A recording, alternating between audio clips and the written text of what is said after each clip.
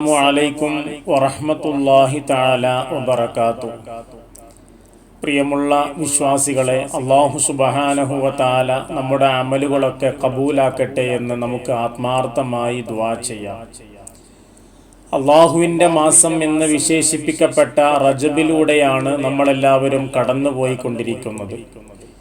ഈ റജബിൽ ഒരുപാട് നന്മകൾ അള്ളാഹുവിലേക്ക് സമർപ്പിക്കുക എന്ന് പറഞ്ഞാൽ അല്ലാഹു സുബ്ഹാനഹു വ തആല ധാരാളമായി അതിന് പ്രതിഫലം നൽകുമെന്ന് മഹാനായ നബി സല്ലല്ലാഹു അലൈഹി വസല്ലമ നമ്മെ പഠിപ്പിച്ചിട്ടുണ്ട്.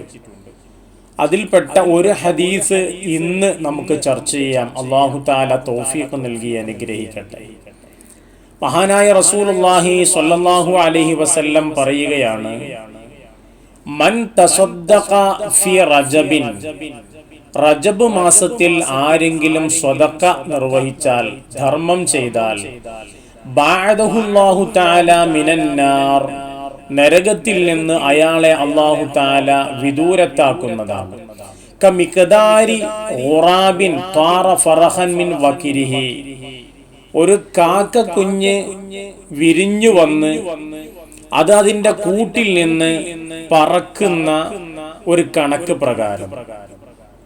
വഹുവ ഫിൽ ഹവായി ഹത്താ മാത ഹറമൻ, വാർദ്ധക്യം ബാധിച്ച് അത് മരിക്കുന്ന കാലത്തോളം എത്ര കിലോമീറ്ററുകൾ അത് പറന്നുവോ അത്രയും വഴിദൂരത്തിൽ റജബ് മാസത്തിൽ സ്വതക്ക ചെയ്ത ആളെ നരകത്തിനെ തൊട്ട് വിദൂരമാക്കുമെന്ന് മഹാനായ റസൂലുള്ളാഹി സ്വല്ലല്ലാഹു അലൈഹി വസല്ലമ നമ്മെ പഠിപ്പിക്കുകയാണ്. പറയപ്പെട്ടു, ഒരു കാക്ക 500 വർഷത്തോളം ജീവിക്കുമെന്നാണ്.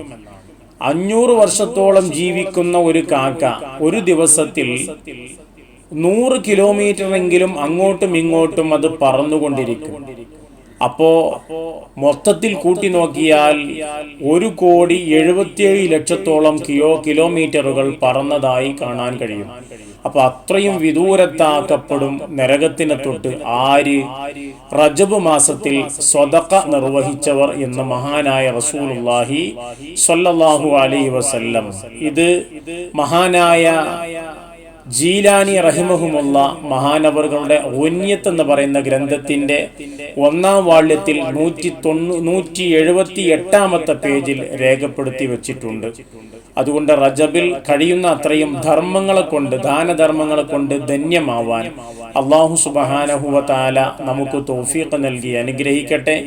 അസ്സലാമു അലൈക്കും വറഹ്മത്തുള്ളാഹി തആല വബറകാതുഹു.